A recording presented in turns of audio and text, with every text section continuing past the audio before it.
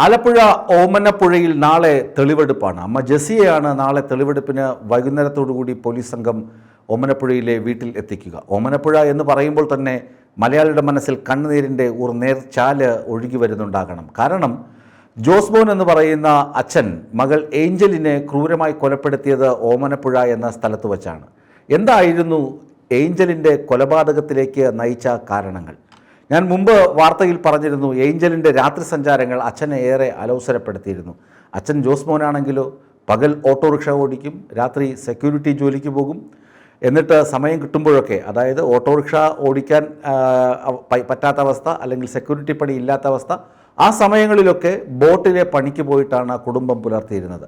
ഈ ഏഞ്ചലാണെങ്കിലോ കന്യാസ്ത്രീക്ക് പഠിക്കാൻ പോയിട്ട്, കന്യാസ്ത്രീയാകാൻ പഠിക്കാൻ പോയി, എന്നിട്ട് മഠത്തിൽ നിന്ന് തിരികെ വീട്ടിൽ വന്നു. പിന്നീട് 3 വർഷം മുമ്പ് ഏഞ്ചലിനെ വിവാഹം കഴിപ്പിച്ച് അയച്ചു.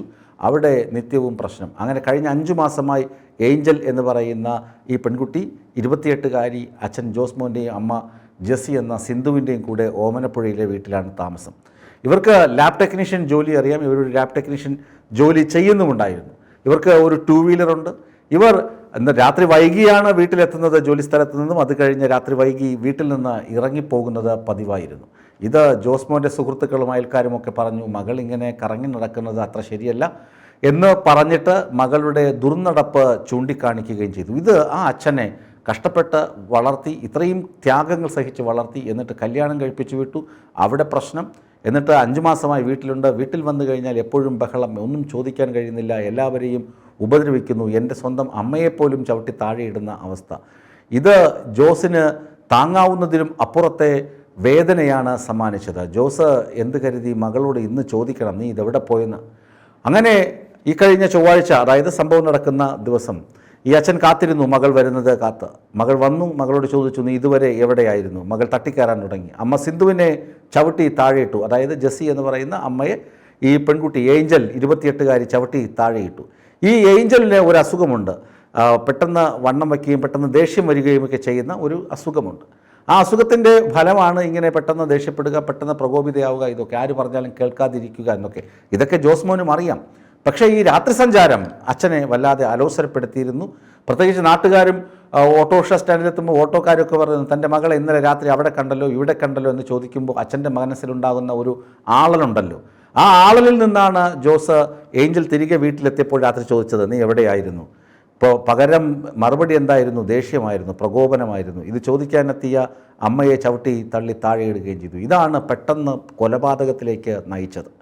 അങ്ങനെ ജോസ് പുറകിൽ നിന്ന് ഈ പെൺകുട്ടിയുടെ മൂക്കും വായും പൊത്തിപ്പിടിച്ചു. അപ്പോൾ ഇവൾ കുതറി മാറാൻ ശ്രമിച്ചപ്പോൾ അമ്മ എന്ത് ചെയ്തു? കൈകൾ കൂട്ടി പിടിച്ചു വെച്ചു, ഇവൾ കുതറി മാറാതിരിക്കാൻ. അങ്ങനെയാണ് ഏഞ്ചൽ ബോധരഹിതയായി നിലത്ത് വീഴുന്നത്. നിലത്ത് വീണ പെൺകുട്ടിക്ക് ശ്വാസമുണ്ടെന്ന് കണ്ട ജോസ് തോർത്ത് കഴുത്തിൽ മുറുക്കി കൊലപാതകം ഉറപ്പുവരുത്തി, മരണം ഉറപ്പുവരുത്തി. തുടർന്ന് ഏറ്റവും അടുത്ത എന്ത് ചെയ്യും? ഈ 2 അമ്മയും അച്ഛനും കൂടി ഈ യുവതിയുടെ ബോഡി, അതായത് മരിച്ചു കഴിഞ്ഞു, മകളുടെ ബോഡി എടുത്ത് ചൂട് മാറും മുമ്പ് തന്നെ എടുത്ത് കട്ടിലിൽ കൊണ്ട് കിടത്തി. സ്വാഭാവിക മരണമാണ് എന്ന് വരുത്തി തീർക്കാൻ ഇവരൊരു ഗൂഢാലോചന കൂടി അവിടെ നടത്തിയിരുന്നു. ഉടനെ അമ്മ പറഞ്ഞു, നമുക്കൊരു കാര്യം ചെയ്യാം, ആങ്ങളെ കൂടി വിളിച്ചു വരുത്താം, എന്ത് ചെയ്യണം എന്ത് പറയണമെന്നൊക്കെ ആങ്ങളെ അങ്ങനെയാണ് അലോഷ്യസ് എന്ന് പറയുന്ന ജെസിയുടെ സഹോദരൻ ഓമനപ്പുഴയിലെ ജോസ്മോൻ്റെ വീട്ടിലെത്തുന്നത്. അലോഷി പറഞ്ഞു, നമുക്കൊരു കാര്യം ചെയ്യാം, പുലരുന്നവരെ വെയിറ്റ് ചെയ്യാം. പുലരുമ്പോൾ സ്വാഭാവിക മരണം, ഉറങ്ങി എണീറ്റിട്ട് വിളിച്ചിട്ട് എണീക്കുന്നില്ല എന്ന് നാട്ടുകാരോട് പറയാം, ഹൃദയാഘാതം എന്തെങ്കിലും പറഞ്ഞിട്ട് രക്ഷപ്പെടാം. ആ തരത്തിൽ പ്ലാൻ ചെയ്യുന്നു. അങ്ങനെ പുലർച്ചെ 6 മണിയായപ്പോൾ, നേരം പരപരാ വെളുക്കുന്നതേ ഉള്ളൂ, അപ്പോൾ തന്നെ ഈ ജോസ്മോൻ്റെ വീട്ടിൽ നിന്ന് അലമുറയിട്ട കരച്ചിൽ വരുന്നു. രാവിലെ ആയിട്ടും എണീക്കുന്നില്ല, ഏഞ്ചൽ എണീക്കുന്നില്ല എന്ന നിലവിളി വരുന്നു. ഇത് അവിടെയുള്ള പ്രാദേശിക നേതാവും വാർഡ് കൗൺസിലറും അറിഞ്ഞിട്ടാണ് മകൾ 28 വയസ്സുള്ള യുവതി വീട്ടിലിങ്ങനെ മരിച്ചു കിടക്കുന്നു, വിളിച്ചിട്ട് എണീക്കുന്നില്ല എന്ന് രക്ഷിതാക്കൾ പറയുന്നു. ഒന്ന് ഇതുവരെ വരണമെന്ന് പോലീസിനെ വിളിച്ചു വരുത്തുന്നത്. പോലീസ് വന്നു. സ്വാഭാവികമായും പോലീസിന് മറ്റ് നടപടിക്രമങ്ങൾ പാലിച്ചേ പറ്റുക. ഇതൊരു ബ്രോഡ് ഡെത്താണ്. ഹൃദയാഘാതമാണെങ്കിൽ പോലും വീട്ടിൽ അസ്വാഭാവികമായി മരിച്ചു കിടന്നു കഴിഞ്ഞാൽ പോലീസിനെ പരിശോധിച്ചേ തീരുകയുള്ളൂ. അങ്ങനെ പോലീസ് ഈ ബോഡി കൊണ്ട് ആശുപത്രിയിലേക്ക് പോയി. ആശുപത്രിയിൽ പോയപ്പോൾ ഡോക്ടർമാർ ഒറ്റ നോട്ടത്തിൽ തന്നെ പറഞ്ഞു, ഇത് മർഡറാണ്, കൊലപാതകമാണ്. കാരണം പെൺകുട്ടി ഹൃദയാഘാതം വന്ന് മരിച്ചു കഴിഞ്ഞാൽ ഇങ്ങനെയൊന്നുമല്ല ബോഡി കിടക്കുന്നത്, അല്ല ഇങ്ങനെയൊന്നും ആയിരിക്കില്ല. മറ്റൊന്നുമല്ല, കഴുത്തിൽ ചതവിൻ്റെ പാടുണ്ട്. അങ്ങനെ പോസ്റ്റ്മോർട്ടം ചെയ്യാൻ തീരുമാനിച്ചു. ഈ അവസരത്തിൽ ലോക്കൽ പോലീസ് ജോസ്മോനെ വിളിച്ചു വരുത്തി ചോദ്യം ചെയ്തു. ജോസ്മോൻ തത്ത പറയുന്നതിൽ പറഞ്ഞു, ഞാൻ എൻ്റെ മകളെ കൊന്നു, ഒരു കുറ്റബോധവുമില്ലാതെ ഒരു കൂസലുമില്ലാതെ എല്ലാ കാര്യങ്ങളും ജോസ് അവിടെ വിവരിച്ചു. പോസ്റ്റ്മോർട്ടം റിപ്പോർട്ടിൽ തെളിഞ്ഞു ഇവിടെ കഴുത്തിലുള്ള 2 ഞരമ്പുകൾ, ശ്വാസകോശവുമായി ബന്ധിപ്പിക്കുന്ന 2 ഞരമ്പുകൾ ശ്വാസം മുട്ടി, ആ ഞരമ്പുകൾ പൊട്ടിപ്പോയി. അങ്ങനെയാണ് ഈ യുവതി കൊല്ലപ്പെടുന്നത്, മരിക്കുന്നതെന്ന് പോസ്റ്റ്മോർട്ടം റിപ്പോർട്ടിൻ്റെ പ്രാഥമിക നിഗമനം പോലീസുകാരെ ഡോക്ടേഴ്സ് അറിയിക്കുകയും ചെയ്യുന്നു. ജോസ്മോനെ അറസ്റ്റ് ചെയ്തു.